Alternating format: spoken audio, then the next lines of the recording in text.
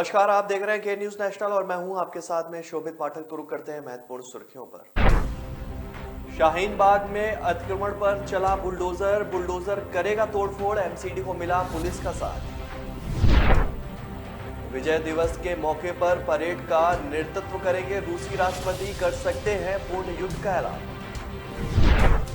युद्धग्रस्त देशों के लिए जुटा रहे हैं चंदा, राष्ट्रपति जेलेंस्की की जैकेट $1 लाख में बिकी, लंदन में हुई नीलामी। कनाडा ने यूक्रेन से आयात पर सभी शुल्क हटाए, पीएम ट्रूडो ने आर्थिक सहायता की घोषणा की। और नामांकन से पहले सीएम पुष्कर सिंह धामी का रोड शो, पत्नी ने लगाया विजय तिलक। दिल्ली के जहांगीरपुरी से चला एमसीडी का बुलडोजर शाहीन बाग तक पहुंच गया है। दक्षिण दिल्ली एमसीडी ने अगले 5 दिनों तक अतिक्रमण हटाओ अभियान चलाए रखने की बात कही है। एमसीडी के बुलडोजर को आज शाहीन बाग में चलना है। इससे पहले दिल्ली पुलिस ने सुरक्षा बल मुहैया कराने से इनकार कर दिया था। सूत्रों के मुताबिक दिल्ली पुलिस ने कहा कि उसके पास पर्याप्त जवान नहीं है। हालांकि अब एमसीडी का दावा है कि उसे पुलिस का साथ मिल गया है। दक्षिणी दिल्ली नगर निगम सेंट्रल जोन के चेयरमैन राजपाल सिंह ने कहा कि मेरी पुलिस अधिकारियों से बात हुई है, आज जरूर एक्शन होगा और उसके लिए हम बुलडोजर लेकर शाहीन बाग में काम भी कर रहे हैं। 11 बजे हमारे कर्मचारी बुलडोजर और बाकी जरूरी सामान के साथ वहां पहुंच गए थे।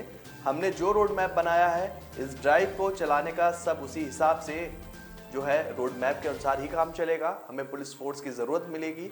और आज शाहीन बाग मेन रोड जसोला नाला से कालिंदी कुंज पार्क इलाके में बुलडोजर चलना है। इसके लिए एमसीडी ने पहले से ही नोटिस चिपका रखा है। हालांकि दक्षिणी दिल्ली एमसीडी सेंट्रल जोन के चेयरमैन राजपाल सिंह का कहना है कि नोटिस के बाद 70% इलाकों में लोगों ने खुद से अवैध कब्जे जो हैं वो हटा लिए। रूस की ओर से यूक्रेन के खिलाफ जंग छेड़े अब करीब 2.5 महीने से ज्यादा का समय हो गया है। हालांकि इसके बावजूद रूसी सेना को यूक्रेन में कुछ खास सफलताएं नहीं मिली। उल्टे उसे कीव में जारी अपना ऑपरेशन डोनबास क्षेत्र तक सीमित करना पड़ा है। इस बीच सोमवार को रूस में विजय दिवस का जश्न मनाया जा रहा है।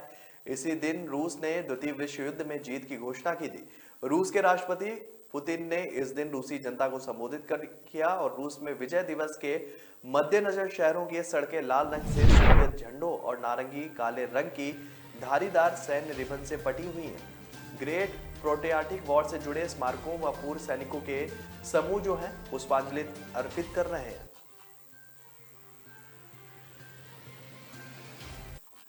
करीब 2.5 माह से रूस के साथ युद्धरत यूक्रेन के लिए चंदा जुटाया जा रहा है। इसी सिलसिले में यूक्रेन के राष्ट्रपति जेलेंस्की की जैकेट की लंदन में नीलामी की गई। उनके हस्ताक्षर युक्त यह ऊनी जैकेट गुरुवार को 90,000 पाउंड यानी कि $1,11,000 में बिकी। 24 फरवरी को जब रूस ने यूक्रेन पर धावा बोला था, तब जंग के आरंभिक दिनों में जेलेंस्की यही जैकेट पहनकर राजधानी कीव की गलियों में घूमते नजर आए थे। यूक्रेन के लंदन स्थित दूतावास ने ट्विटर पर एक वीडियो जारी कर कहा कि जब जंग छिड़ी थी तब दुनिया को भरोसा नहीं था कि यूक्रेन 3 दिन से ज्यादा जंग झेल सकेगा, लेकिन उसने लंबे समय तक मैदान संभाले रखा है। तब पूरी दुनिया एक साधारण जैकेट पहनकर कीव में घूमते हुए जेलेंस्की को देखा था और आज वही नायाब वस्तु यहाँ नीलामी के लिए प्रदर्शित की गई है। यूक्रेन के लंदन दूतावास के अनुसार बहादुर यूक्रेन नाम से यह चंदा अभियान चलाया जा रहा है। इस दौरान यूक्रेन की बहादुरी की कहानियां बताई जा रही हैं।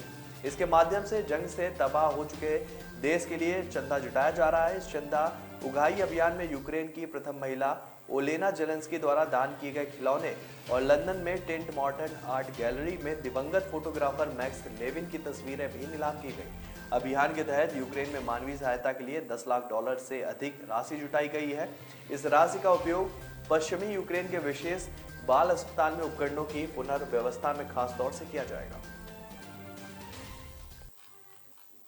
रूस के हमले से पूरी तरह से तबाह हो चुके यूक्रेन को अब दुनिया भर से मदद मिल रही है। इस बीच कनाडा ने रविवार को यूक्रेन से आयात पर 1 साल के लिए सभी व्यापार शुल्क हटा दिए। 8 मई को कीव में राष्ट्रपति जेलेंस्की के साथ एक बैठक के दौरान कनाडा के प्रधानमंत्री जस्टिन ट्रूडो द्वारा आर्थिक सहायता की घोषणा की गई थी। 8 मई को कीव में राष्ट्रपति जेलेंस्की के साथ हुई बैठक में पीएम ट्रूडो ने यूक्रेन के लिए अतिरिक्त 50 मिलियन अमेरिकी डॉलर की सैन्य सहायता की घोषणा की और रूस की सेना को अप्रत्यक्ष या प्रत्यक्ष समर्थन प्रदान करने के लिए रूसी व्यक्तियों और संस्थाओं पर अतिरिक्त प्रतिबंध भी लगाए। इस दौरान प्रधानमंत्री जस्टिन ट्रूडो ने कहा कि आज यूक्रेन के लिए मैं और अधिक सैन्य सहायता, ड्रोन कैमरा, सैटेलाइट इमेजरी और छोटे हथियार, गोला बारूद और अन्य सहायता की भी घोषणा कर रहा हूं, जिसमें डिमाइनिंग ऑपरेशन के लिए फंडिंग भी शामिल है। पुष्कर सिंह धामी आज सोमवार दोपहर 1 बजे विधानसभा की चंपावत सीट में नामांकन करेंगे। नामांकन में उनके साथ भाजपा के प्रदेश अध्यक्ष मदन कौशिक, रक्षा राज्य मंत्री अजय भट्ट, सांसद अजय टम्टा और कैबिनेट मंत्री चंदन राम दास, सौरभ बहुगुणा, रेखा आर्या समेत कई विधायक भी मौजूद रहेंगे। मुख्यमंत्री धामी नामांकन के लिए चंपावत पहुंचेंगे। इससे पहले उन्होंने बनबसा टनकपुर में रोड शो किया। जपा जिलाध्यक्ष दीप चंद्र पाठक ने बताया कि चंपावत के स्टेशन बाजार में सुबह 10 बजे से शाम 4 बजे तक जनसभा होगी। सीएम के कार्यक्रम के चलते स्टेशन से बसों की आवाजाही बंद की गई है। वहीं एसपी देवेंद्र पींचा ने बताया कि मुख्यमंत्री के कार्यक्रम के लिए सुरक्षा के भी पुख्ता इंतजाम किए गए हैं। रोडवेज स्टेशन में वीआईपी पार्किंग होगी। मुख्यमंत्री पुष्कर सिंह धामी के नामांकन कार्यक्रम के कारण यातायात व्यवस्था में बड़ा बदलाव भी किया गया है। रोडवेज का लोहाघाट डिपो सुबह 9 बजे से शाम 4 बजे तक चंपावत से बसों का संचालन नहीं करेगा। एजीएम नरेंद्र कुमार गौतम ने बताया कि अगर यात्री होंगे तो शाम 4 बजे के बाद बस सेवा संचालित की जाएगी। दिल्ली और देहरादून की ओर से जाने वाली बसों का संचालन नहीं होगा। इन जगहों के यात्रियों को देवी धुरा होकर हल्द्वानी तक ले जाया जाएगा। एजीएम ने बताया कि दिल्ली और देहरादून से आने वाली लोहागढ़ डिपो की बसों के यात्रियों को टनकपुर से छोटी बसों से लोहागढ़ तक ले जाया जाएगा। तो ब्रेक पर जाने से पहले रुक करते हैं महत्वपूर्ण सुर्खियों पर। शाहीन बाग में अतिक्रमण पर चला बुलडोजर करेगा तोड़फोड़, एमसीडी को मिला पुलिस का साथ। विजय दिवस के मौके पर परेड का नेतृत्व करेंगे रूसी राष्ट्रपति, कर सकते हैं पूर्ण युद्ध का ऐलान। युद्धग्रस्त देशों के लिए जुटा रहे हैं चंदा, राष्ट्रपति जेलेंस्की की जैकेट $1 लाख में बिकी, लंदन में हुई नीलामी। कनाडा ने यूक्रेन से आयात पर सभी शुल्क हटाए, पीएम ट्रूडो ने आर्थिक सहायता की घोषणा की। और नामांकन से पहले सीएम पुष्कर सिंह धामी का रोड शो, पत्नी ने लगाया विजय तिलक। कामयाबी की असली पहचान तभी होती है जब उसकी बुनियाद मजबूत हो, क्योंकि जिन्हें खुद पर भरोसा हो उनकी ताकत कभी कम नहीं होती है। इसलिए भरोसा करिए सिर्फ विकी पावर प्लस टीएम की बात पर। अब घर बनेगा स्ट्रॉन्ग, चलेगा लाइफ लॉन्ग। ब्रेक के बाद फिर स्वागत है आपका। रुक करते हैं आगे की खबरों पर। केंद्रीय गृह मंत्री अमित शाह अपने 2 दिवसीय दौरे पर असम पहुंचे हैं। मुख्यमंत्री हेमंत बिस्वा शर्मा ने गुवाहाटी के लोकप्रिय गोपीनाथ बारदलोई अंतर्राष्ट्रीय हवाई अड्डे पर अमित शाह का स्वागत किया। इस दौरान प्रदेश भाजपा के अन्य वरिष्ठ नेताओं ने भी शाह का स्वागत किया। शर्मा ने ट्वीट किया कि गुवाहाटी के LGBI हवाई अड्डे पर आदरणीय गृह मंत्री अमित शाह का स्वागत करते हुए सम्मानित महसूस कर रहा हूं। गृह मंत्री अमित शाह जो है असम में अगले 2 दिन में कई कार्यक्रमों में शामिल होंगे। हम हमेशा उनके उदार मार्गदर्शन से धन्य रहे, उनके अमूल्य मार्गदर्शन के लिए तत्पर है। आपको बता दें कि बिस्वा के नेतृत्व वाली सरकार मंगलवार यानी कि 10 मई को असम में सत्ता में अपना 1 साल पूरा करने जा रही है। शाह अपने इस दौरे के दौरान हेमंत बिस्वा शर्मा के नेतृत्व वाली राज्य सरकार की पहली वर्षगांठ समारोह में भी भाग लेंगे और भारत बांग्लादेश सीमा पर भी जाएंगे। गृह मंत्री सोमवार सुबह सीमा सुरक्षा बल की मनकाचर सीमा चौकी का उन्होंने दौरा किया। वहां तैनात अधिकारियों से और जवानों से उन्होंने बातचीत भी की। वह तामुलपुर जिले के कलेंची में केंद्रीय सशस्त्र अर्ध सैन्य बल के लिए जो है उसकी नींव भी रखेंगे और इस मौके पर आयोजित कार्यक्रम में भाग भी उन्होंने लिया। देश में कोरोना संक्रमितों की संख्या लगातार बढ़ रही है, लेकिन मौतों की संख्या रविवार को सप्ताह में 26 माह की सबसे कम रही। राहत की बात यह है कि इस सप्ताह मौतें सिर्फ 20 हुई हैं। यह संख्या मार्च 2020 के बाद सबसे कम है। बीता सप्ताह लगातार चौथा ऐसा सप्ताह रहा जिसमें नए संक्रमित बढ़े। इनकी संख्या में 3.5% की बढ़ोतरी दर्ज की गई है। इस दौरान 23,000 से ज्यादा नए संक्रमित मिले, जबकि इससे पूर्व के सप्ताह में 23,000 300 नए केस मिले थे। सोमवार सुबह समाप्त बीते 24 घंटे की बात करें तो देश में 3,207 नए केस मिले, जबकि 29 मौतें हुई हैं। नए मामले बढ़ने से सक्रिय केस की संख्या बढ़कर 20,403 हो गई है। बीते सप्ताह जो है कोविड केस में बहुत अधिक बढ़ोतरी नहीं होने के बाद विशेषज्ञों का दावा है कि संक्रमितों की संख्या बढ़ने की वजह से कोई नई लहर की आशंका नहीं है, बल्कि मास्क व कोरोना प्रोटोकॉल की दी गई रियायतों का असर है। यह सामाजिक संपर्क बढ़ने के कारण भी हुआ है। समीक्षाधीन सप्ताह के पूर्व के 3 सप्ताहों में 27 से 30 नई मौतें हुई हैं, जबकि रविवार को 8 मई को सप्ताह में जो है 20 मौतें हुई हैं। पुलिस लाइन सभागार में जनप्रतिनिधियों और पार्टी के वरिष्ठ पदाधिकारियों के साथ आयोजक बैठक में कुछ नेताओं द्वारा अफसरों पर भ्रष्टाचार का आरोप लगाने पर मुख्यमंत्री योगी आदित्यनाथ ने नाराजगी जताते हुए कहा कि पहले अपनी दलाली बंद करो, अफसरों को तो वह सुधार देंगे। सीएम के तेवर देख एक पल के लिए बैठक में सन्नाटा छा गया। मुख्यमंत्री ने प्रभारी मंत्री, सांसद, विधायक, एमएलसी, जिलाध्यक्ष का कोर ग्रुप बनाते हुए कहा कि पदाधिकारी और कार्यकर्ता अपनी शिकायतें कोर ग्रुप के माध्यम से उनके पास भेजें। शिकायतों का निराकरण वह कराएंगे। बंद सभागार में करीब आधा घंटे तक चली बैठक में सीएम ने नेताओं और कार्यकर्ताओं को अनुशासित होकर काम करने की नसीहत भी दी है। बैठक में पार्टी की एक नेता ने कहा कि अफसरों के भ्रष्टाचार करने से पार्टी की साख खराब हो रही है। जनता से जुड़े विभागों में अफसर जमकर वसूली कर रहे हैं। इस दौरान जिले में बढ़ते अपराधों को लेकर भी नेताओं ने जो है सीएम को पीड़ा बताई। वहीं नगर पालिका अध्यक्ष ने शहर में विकास कार्यों में हो रही दिक्कतों को उठाया। उन्होंने शासी अधिकारी पर सहयोग न करने का आरोप भी लगाया। पाकिस्तान के प्रधानमंत्री शहबाज शरीफ ने पूर्व पीएम इमरान खान पर देश में गृह युद्ध छेड़ने की साजिश रचने का आरोप लगाते हुए उन्हें कानूनी कार्रवाई की चेतावनी दी है। पीएम शरीफ ने कहा है कि इमरान खान एबटाबाद में दिया भाषण पाकिस्तान के खिलाफ षड्यंत्र है। शहबाज शरीफ ने खान को सख्त चेतावनी देते हुए कहा है कि पाकिस्तान के 22 करोड़ लोग, देश का संविधान और राष्ट्रीय संस्थान एक व्यक्ति के अहंकार के गुलाम नहीं है। इमरान नियाजी देश के लोगों को गुलाम बनाकर रखना चाहते हैं, लेकिन हम उन्हें पाकिस्तान का हिटलर नहीं बनने देंगे। पाक पीएम ने कहा कि इमरान नियाजी काफी झूठ बोल चुके हैं, लेकिन अब उन्हें सच्चाई का सामना करना पड़ेगा। शहबाज ने कहा कि राष्ट्रीय संसाधनों के खिलाफ कहानियां गढ़ने वाले असली मीर जाफर और मीर सादिक थे। उन्होंने कहा उनकी तुलना जो है पीएम शरीफ ने इमरान खान की तुलना आज के मीर जाफर और मीर सादिक किससे की है, जो पाकिस्तान को लीबिया और इराक जैसा बनाना चाहते थे। पंजाब कांग्रेस के पूर्व प्रधान नवजोत सिंह सिद्धू आज मुख्यमंत्री भगवंत मान से मुलाकात करेंगे। उन्होंने यह जानकारी खुद अपने ट्विटर हैंडल पर शेयर की। सिद्धू ने ट्वीट किया कि पंजाब की अर्थव्यवस्था के पुनरुद्धार के मामलों पर चर्चा करने के लिए सोमवार शाम 5:15 बजे चंडीगढ़ में सीएम भगवंत मान से मुलाकात करूंगा। पंजाब का पुनरुत्थान एक ईमानदार सामूहिक प्रयास से ही संभव है। वहीं सिद्धू की मान से मुलाकात की बात सामने आते ही प्रदेश कांग्रेस में हलचल मच गई है। कांग्रेस नेताओं का कहना है कि प्रदेश प्रधान अमरिंदर सिंह राजावड़िक द्वारा पार्टी मामलों के प्रभारी हरीश चौधरी को लिखे पत्र की बातें बिल्कुल सही साबित होने लगी। इस पत्र में वड़िक ने लिखा था कि नवजोत सिद्धू पार्टी के समानांतर गतिविधियां चलाए रखना चाहते हैं। वहीं राजा वड़िक ने मुख्यमंत्री और सिद्धू के बीच किसी आधिकारिक मुलाकात से इनकार किया। तो ब्रेक पर जाने से पहले रुक करते हैं महत्वपूर्ण सुर्खियों पर। शाहीन बाग में अतिक्रमण पर चला बुलडोजर करेगा तोड़फोड़, एमसीडी को मिला पुलिस का साथ।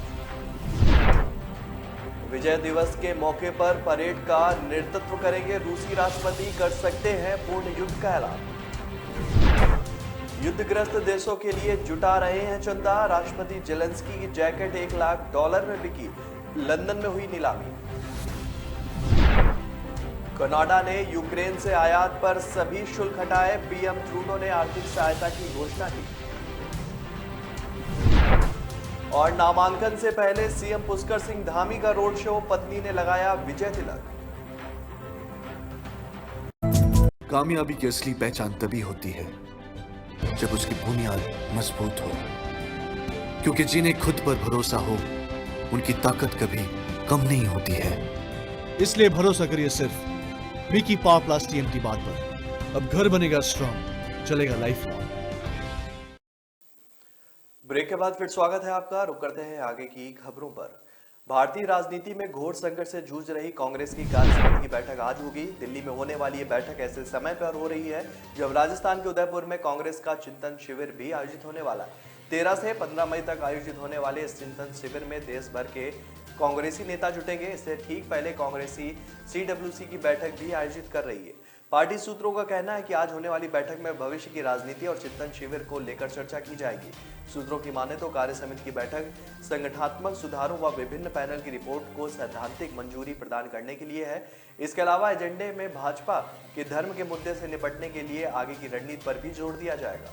दरअसल कांग्रेस पार्टी की ओर से राजनीति और संगठनात्मक मुद्दों के अलावा सामाजिक न्याय, अर्थव्यवस्था, किसान और युवा जैसे विषयों पर 6 समन्वय पैनल गठित किए गए थे। दिल्ली में होने वाली बैठक में इस समन्वय पैनल द्वारा किए गए रिपोर्ट पर भी चर्चा की जाएगी। इंडिगो एयरलाइंस के कर्मचारी ने शनिवार को एक दिव्यांग बच्चे को रांची हवाई अड्डे पर विमान में चढ़ने से रोक दिया। इंडिगो ने इसका कारण भी बताया। बच्चा विमान में यात्रा करने को लेकर घबरा रहा था। इस घटना के सामने आने के बाद जहां विमान नियामक DGCA ने मामले में जांच शुरू कर दी है, वहीं केंद्र सरकार ने भी इस पर संज्ञान लिया है। केंद्रीय नागर उड्डयन एवं विमानन मंत्री ज्योतिरादित्य सिंधिया ने इस पर ट्वीट भी किया और कहा कि पूरी जांच उनकी निगरानी में ही होगी। सिंधिया ने सोमवार सुबह कहा कि इस तरह के बर्ताव हम बिल्कुल भी बर्दाश्त नहीं करेंगे। किसी भी व्यक्ति को इस तरह के हालात से नहीं गुजरना चाहिए। मैं इस मामले की जांच खुद कर रहा हूं, जिसके बाद जरूरी कार्रवाई की जाएगी। उधर DGCA ने भी इसे लेकर एक रिपोर्ट एयरलाइन से जमा करने को कहा है। DGCA के अधिकारियों ने रविवार को इसकी जानकारी दी। अधिकारियों ने बताया कि लड़के को शनिवार को एयरलाइंस की रांची हैदराबाद उड़ान में चढ़ने से रोक दिया गया, जिसके बाद उसके माता पिता ने विमान की यात्रा नहीं करने का फैसला किया। DGCA प्रमुख अरुण कुमार ने बताया कि नियामक ने इस मामले में इंडिगो से रिपोर्ट मांगी है। उन्होंने कहा कि नागरिक उड्डयन महानिदेशालय इस घटना की जांच कर रहा है। वह इस मामले में एयरलाइंस कंपनी पर उचित कार्रवाई भी करेगा। घटना के बारे में पूछे जाने पर इंडिगो ने कहा कि विकलांग बच्चा 7 मई को अपने परिवार के साथ उड़ान में नहीं जा सका क्योंकि वो घबरा रहा था। ग्राउंड स्टाफ ने आखिरी मिनट तक उसे शांत होने का इंतजार किया, लेकिन कोई फायदा नहीं हुआ। इसके बाद एयरलाइंस ने उसे होटल में ठहरने की सुविधा देकर परिवार को आराम दिया और उन्होंने अगली सुबह अपने गंतव्य के लिए उड़ान भरी।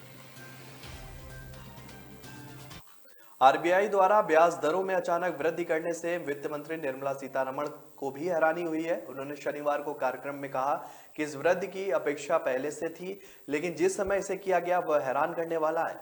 हालांकि उन्होंने आश्वस्त किया है कि बढ़ी दरों का असर सरकार के बुनियादी ढांचे में प्रस्तावित निवेश पर नहीं होगा। वित्त मंत्री ने कहा कि RBI को दरें बढ़ानी ही थी, लेकिन मौद्रिक नीति समिति की 2 बैठकों के बीच इसे बढ़ाना हैरान करने वाला था। अमेरिका व ऑस्ट्रेलिया में भी ऐसे कदम उठाए गए हैं। यह बताना है कि वैश्विक स्तर पर केंद्रीय बैंक सामंजस्य से काम कर रहे हैं। कोविड से बिगड़ते हालात से उबरना सभी देशों के लिए चिंता का विषय बन रहा है। वित्त मंत्री ने कहा कि यूक्रेन रूस के बीच अमेरिका द्वारा रूस पर आर्थिक प्रतिबंध लगाने से कई देश अब तक तेल खरीद के लिए भारत के दशकों पुराने पारंपरिक स्रोतों के लिए फिर से मुड़ रहे हैं, जिसमें अरब देश प्रमुख है। हमारी 80 से 85% खरीद अब अरब देशों से होती है। इससे तेल खरीद की इंडियन बास्केट पर दबाव बढ़ेगा। हम अबे अगले विकल्प की ओर रास्ता तलाश रहे हैं। लगभग 3 दशक से गुजरात की सत्ता में काबिज भारतीय जनता पार्टी को रविवार को एक अच्छी खबर मिली। विधानसभा चुनाव से पहले गांधीनगर में लगभग 500 डॉक्टर भाजपा में शामिल हुए। इस दौरान मुख्यमंत्री भूपेंद्र पटेल और पार्टी के प्रदेश अध्यक्ष CR पाटिल भी मौजूद रहे। राज्य में इस साल के अंत में विधानसभा चुनाव का आयोजन होना है। चुनाव के लिए कमर कसते हुए भाजपा अपने कार्यकर्ताओं से 4 मई के बिना रुके अगले 6 महीनों तक लगातार काम में जुटने के लिए कह चुकी है।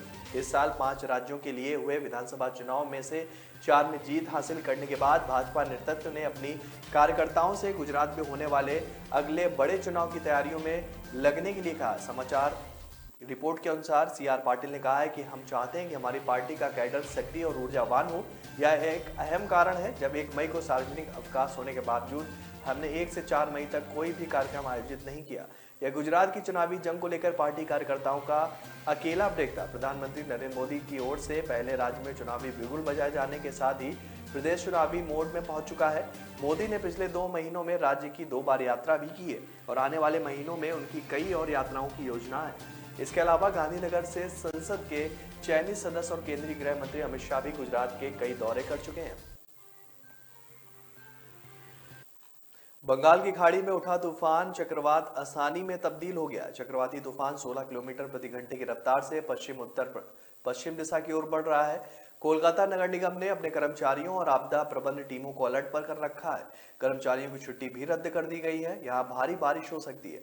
मौसम विभाग का कहना है कि बंगाल की खाड़ी में दक्षिण पूर्वी क्षेत्र के ऊपर बना दबाव क्षेत्र में रविवार सुबह 5:30 बजे निकोबार द्वीप समूह से करीब 450, पश्चिमी उत्तर पश्चिम पोर्ट ब्लेयर से 380 किलोमीटर, विशाखापट्टनम से 970 किलोमीटर दक्षिण पूर्व और ओडिशा से 1030 किलोमीटर दक्षिण पूर्व में केंद्रित था। अगले 24 घंटे के दौरान तूफान के उत्तर पश्चिम की ओर बढ़ने की पूरी आशंका है, जिसको लेकर भारी अलर्ट कर रखा गया है।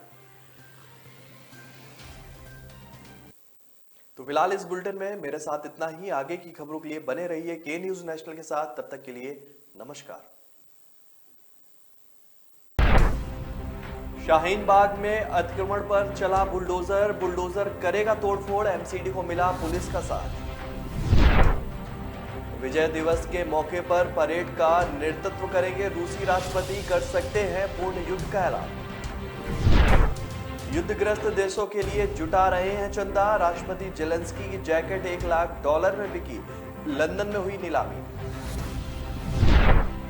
कनाडा ने यूक्रेन से आयात पर सभी शुल्क हटाए। पीएम ट्रूडो ने आर्थिक सहायता की घोषणा की। और नामांकन से पहले सीएम पुष्कर सिंह धामी का रोड शो, पत्नी ने लगाया विजय तिलक।